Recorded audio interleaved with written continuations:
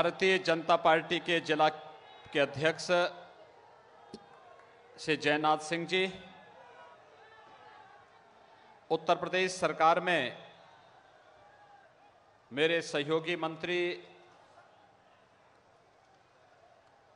श्री दारा सिंह चौहान जी, गन्ना मंत्री श्री सुरेश राणा जी, विधान परिषद के सदस्य और प्रदेश महामंत्री श्री विजय बहादुर पाठक जी, विधान परिषद के सदस्य और इस चुनाव में जो सारथी की भूमिका में हैं ऐसे श्री यशवंत सिंह जी, माननीय विधायक श्री अरुणकांत यादव जी, भारतीय जनता पार्टी के आजमगढ़ से लोकप्रिय प्रत्याशी, भोजपुरी को एक नई ऊंचाइयां प्रदान करने वाले श्री दिनेश लाल यादव निरोवा जी, भारतीय जनता पार्टी के लालगंज से प्रत्याशी लोकप्रिय सांसद श्रीमती नीलम सोनकर जी, क्षेत्रीय उपाध्यक्ष विनोद राय जी, क्षेत्रीय महामंत्री सहजानंद राय जी, लोकसभा के प्रभारी मार्कंडे राय जी, डॉक्टर श्याम नारायण सिंह जी, मुन्ना दुबे जी, आदित्य राय जी, देवेंद्र सिंह जी, अखिलेश मिश्रा जी, डॉक्टर कृष्ण मुरारी विश्वकर्मा जी, लक्ष्मण मौर्य जी, श्री कृष्णपाल जी, मंजू सरोज जी, कन्हैया निषाद जी और उपस्थित आजमगढ़ के मेरे सभी उपस्थित भाइयों बहनों, लोकसभा का चुनाव छठे चरण के लिए आप सबका आह्वान करने के लिए कुछ ही देर में देश के यशस्वी प्रधानमंत्री श्री नरेंद्र मोदी जी का आगमन हम सब के बीच में होने वाला है। हम सब जानते हैं आजमगढ़ अपनी बहादुरी के लिए, अपने शौर्य और पराक्रम के लिए, साहित्यिक जगत में की गई सेवाओं के लिए सदैव विख्यात रहा है। लेकिन भाइयों बहनों, आजमगढ़ के सामने पिछली सरकारों ने पहचान का एक संकट खड़ा किया और पहचान के संकट से उभारने के लिए ही मुझे आपके बीच में आना पड़ रहा है, बार बार मुझे आना पड़ा है। याद करिए 2007-8 में जब सिवली नेशनल कॉलेज में अजीत राय की हत्या हुई थी, तब भी मैं आज से 12-13 वर्ष पहले यहां पर आंदोलन करने के लिए आपके बीच में आया था और तब भी मैंने आप लोगों से कहा था कि आजमगढ़ को आतंक की धरती मत बनने दो। आजमगढ़ अपनी साहित्य, अपनी कला और अपनी समृद्ध परंपरा के लिए देश और दुनिया में जाना जाए। जहां हम एक और पोट्री उद्योग के रूप में आजमगढ़ की पहचान को आजमगढ़ के साहित्यकारों के माध्यम से, आजमगढ़ के युवाओं की ऊर्जा के माध्यम से देश और दुनिया के सामने प्रस्तुत करना चाहते हैं, वहीं दूसरी ओर कांग्रेस हो, सपा हो, बसपा हो, इन सभी दलों ने आपको केवल वोट बैंक के रूप में इस्तेमाल करके आजमगढ़ को आतंक की भूमि के रूप में प्रस्तुत करने का कुत्सित प्रयास किया। और उसका परिणाम क्या था?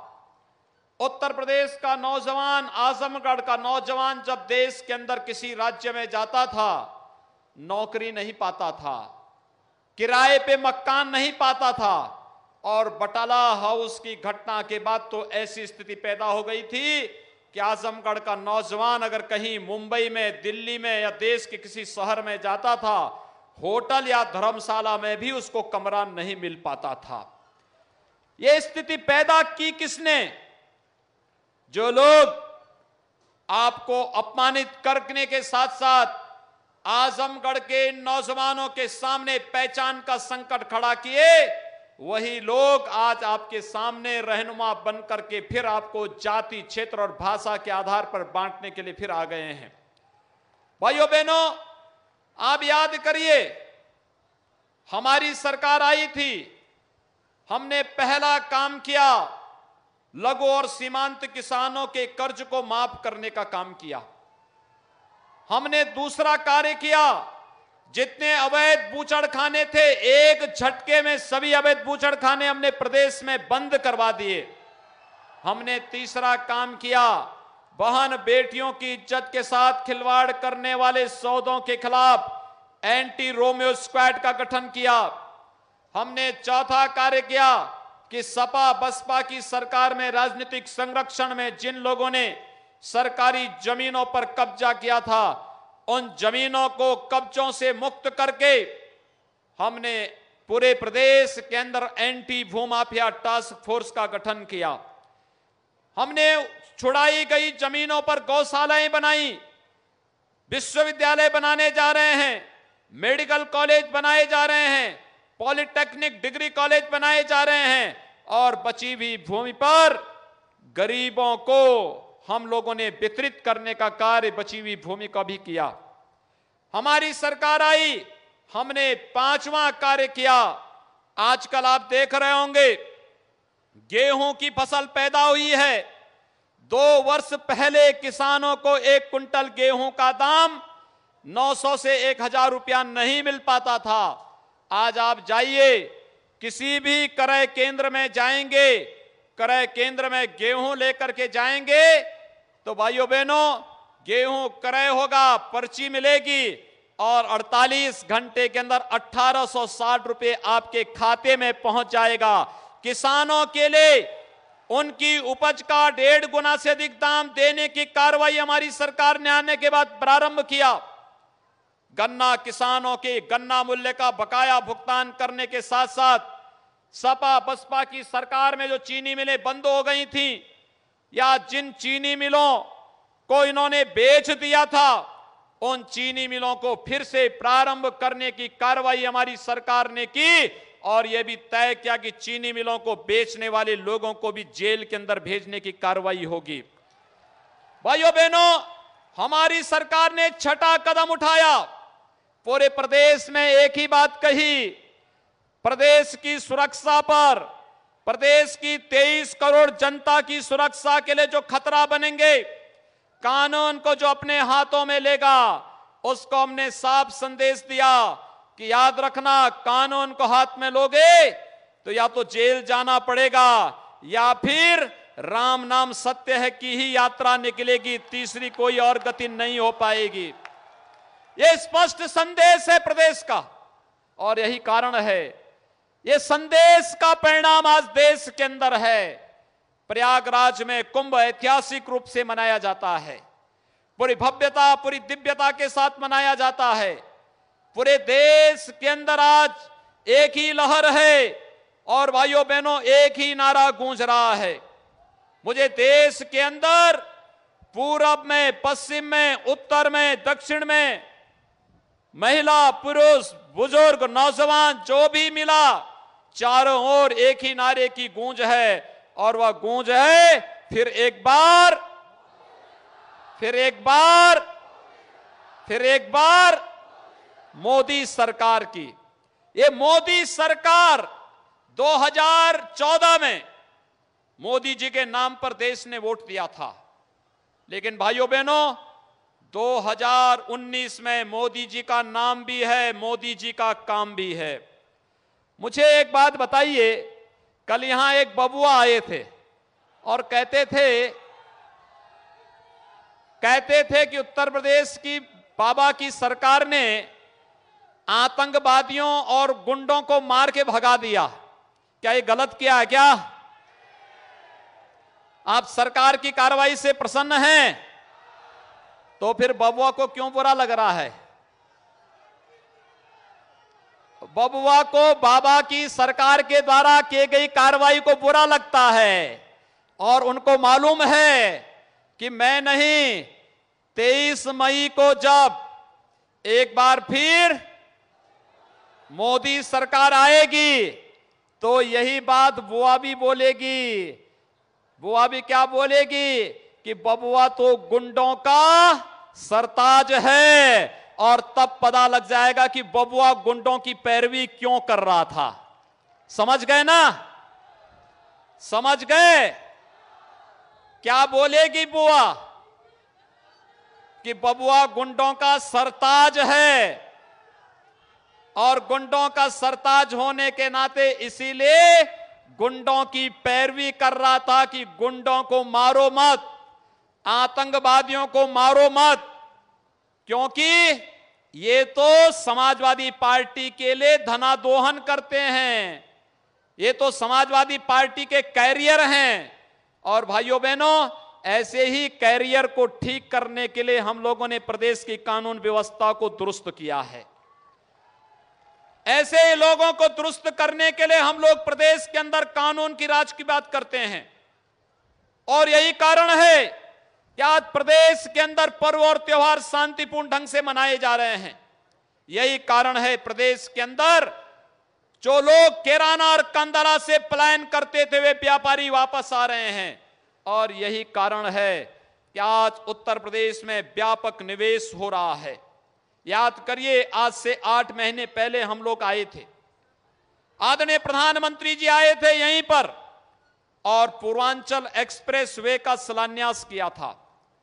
शिलान्यास करने के बाद आप आश्चर्य करेंगे कि पूर्वांचल एक्सप्रेस वे के शिलान्यास के समय हम लोगों ने, उस समय भी मैंने कहा था कि पूर्वांचल एक्सप्रेस वे जो 340 किलोमीटर लंबा है, इसकी पहले टेंडर की कार्रवाई समाजवादी पार्टी की सरकार के समय से अखिलेश यादव पूरा कर चुके थे। लेकिन दिसंबर 2016 में इन्होंने टेंडर किया था। जब मई 2017 तक कार्य प्रारंभ नहीं हुआ तो मैंने विभाग को बुलाया। मैंने कहा भी कार्य क्यों प्रारंभ नहीं हो रहा है? उन्होंने कहा साहब कार्य हो कहां, अभी तो जमीन ही नहीं है। मैंने कहा बिना जमीन के टेंडर कैसे हो गया? उन्होंने कहा यह जल्दीबाजी में समाजवादी पार्टी की सरकार ने किया है। तो मैंने टेंडर कैंसिल कराया। कैंसिल करने के बाद फिर जमीन खरीदने की प्रक्रिया प्रारंभ की। मई 2018 में हम लोगों ने 96% जमीन ली, और जमीन लेने के बाद फिर हम लोगों ने उस स्तर पर कार्रवाई प्रारंभ की। जुलाई 2018 में प्रधानमंत्री जी ने शिलान्यास किया। जब समाजवादी पार्टी के अखिलेश यादव की सरकार ने टेंडर किया था, भाइयों बहनों, उस समय पूर्वांचल एक्सप्रेसवे 340 किलोमीटर लंबा, 1-2-10 मीटर चौड़ा था, और इसकी लागत थी 15,200 करोड़ रुपया। नोट करिए, 15,200 करोड़ रुपया। हमारी सरकार ने इसकी चौड़ाई 110 से बढ़ाकर के 120 मीटर की, और जब हमने टेंडर किया तो इसकी कीमत कितनी आई 2 साल के बाद?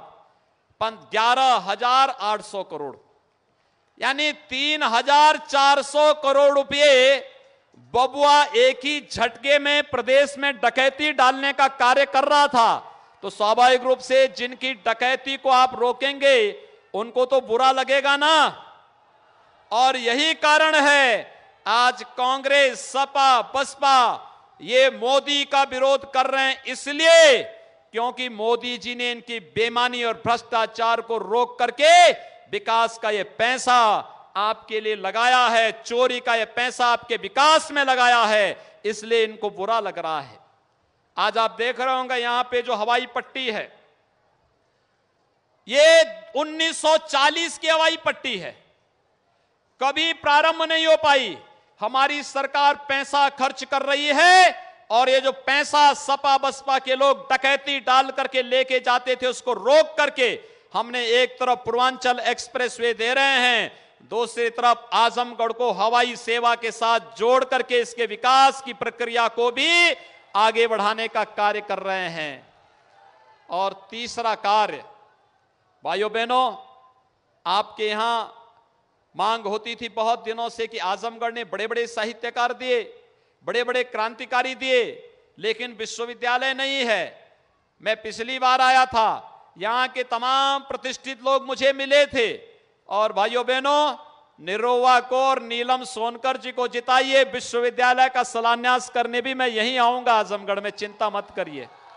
हम स्वीकृत कर चुके हैं आपका विश्वविद्यालय भी, यानी विश्वविद्यालय हम देंगे, एक्सप्रेसवे हम देंगे, एयरपोर्ट हम देंगे, गुंडों से मुक्ति हम देंगे, गरीब को मकान हम देंगे, गरीबों को शौचालय हम देंगे, गरीब को विद्युत का कनेक्शन, गरीब को रसोई गैस का कनेक्शन, और किसानों को किसान सम्मान निधि के से लेकर के किसानों को उनकी उपज का लागत का 1.5 गुना दाम भारतीय जनता पार्टी देगी। जब ये सारे कार्य हमें ही करने हैं तो भाइयों बहनों, सपा बसपा और कांग्रेस का क्या काम है? कोई काम है क्या? उनकी आवश्यकता समाप्त हुई ना? आपने कल जवाब नहीं दिया बुआ बबुआ को, कल जवाब देना चाहिए था, कल बोलना चाहिए था, और आजमगढ़ के एक एक वासी को जवाब देना चाहिए। एक तरफ गुंडों का सरताज आपके आजमगढ़ में चुनाव लड़ने आ रहा है, और दूसरी तरफ हमारे भोजपुरी का सरताज दिनेश लाल यादव यहां आजमगढ़ में चुनाव लड़ने आ रहा है। अब आपको तय करना है किसको चुनाव जिताना है, यही तय करना है भाइयों बहनों। यही तो कहने के लिए आए हैं, यही हम कहने के लिए आए हैं। आप तय कर लीजिए, आप देखना 23 मई को यही बात होगी। और सबसे बड़ी बात क्या, मुझे देख करके आश्चर्य होता है, मैं 2 दिन पहले श्री शिवपाल यादव का बयान पढ़ रहा था, और बेचारा सबसे ज्यादा परेशान हो, कहता हमारी कोई बहन नहीं है, ये बुआ कहां से आ गई है, परेशान है सब। वो कह रहा कि मैं अपने परिवार में अपने बुजुर्गों से पूछा क्या कोई बहन थी क्या, बचपन में गायब हो गई थी क्या, हमें बताया नहीं, लेकिन ये बुआ कहां से गई।